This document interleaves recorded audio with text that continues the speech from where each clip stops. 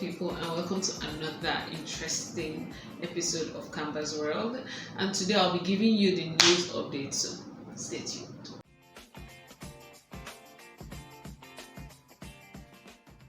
Yes, welcome once again. I'll be giving you the news update and I'm diving straight into it.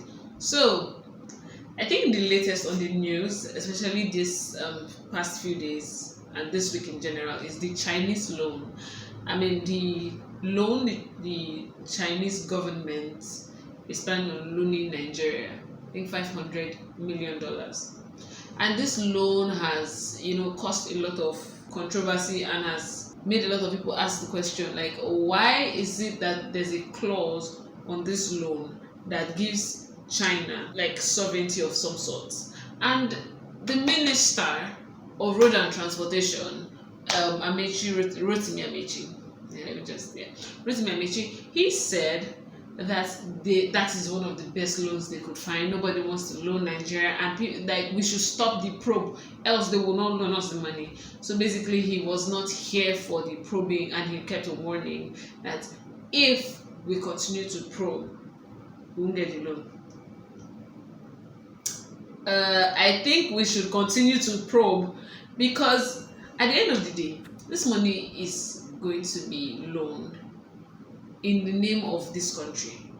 And many of our ministers and our politicians are well-to-do. And when the whole thing backfires, it is most likely not going to affect the ministers and politicians and governors as much as it will affect the everyday Nigerian.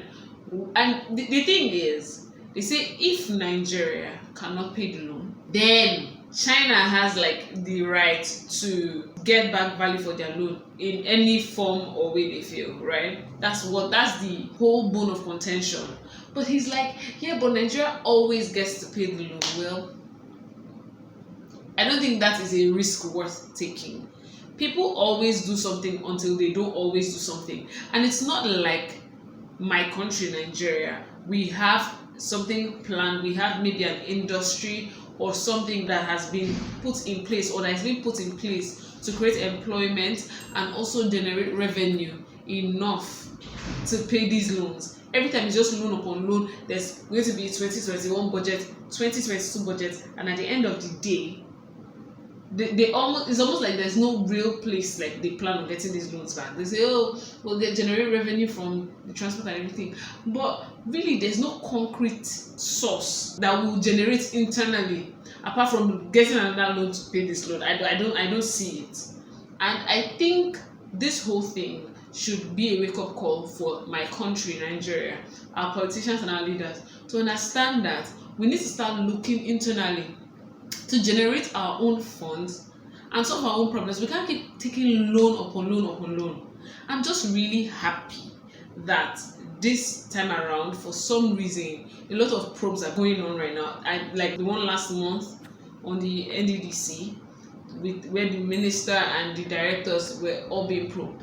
We need more of this kind of thing. The only problem is, after these hearings are done, I just hope that the right thing will be done too, in that if fund isn't accounted for, if money disappears mysteriously, something should be done. Somebody should be held accountable. Let there not just be a case of hearings with no follow-up action, no punishment.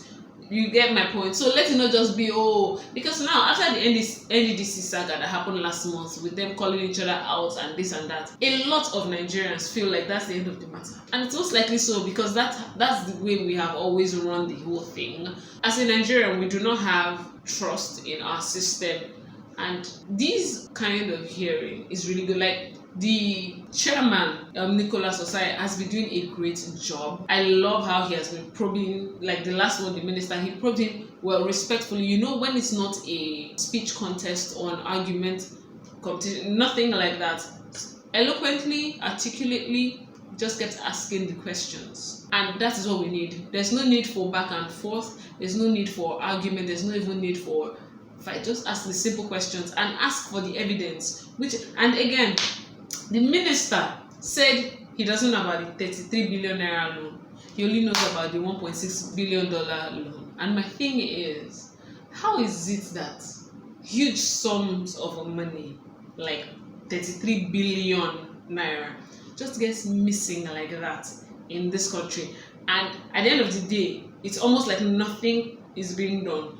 Nobody's really being punished. Nobody's really going to answer. Because at the end of the day, when he's like, oh, I don't know anything about it, and this one's like, I don't know anything about it, and they push this whole blame around, at the end of the day, nothing will happen.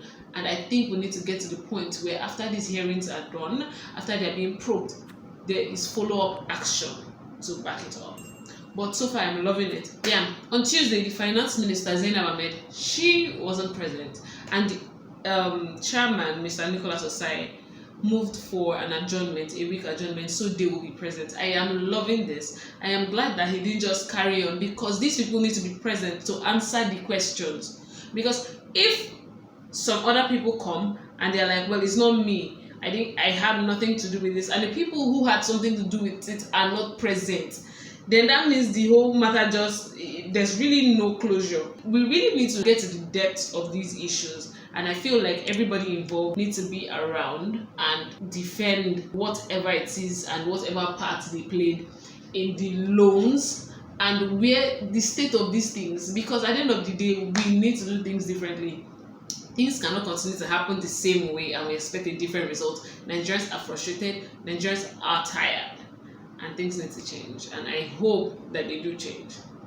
And yeah, that's it. But right now I'm loving it. I feel like we all should just follow up and check some of the former sessions and hearings and just see for yourself. Let's just follow up this whole thing. Let it not be like it's none of our business. It's in our business because it's not Nigeria. So yeah, that is it for the news updates for this week. Thank you so much, and yeah, so stay tuned for another episode of Canvas World. Thank you so much for staying with me. I love you guys. Bye.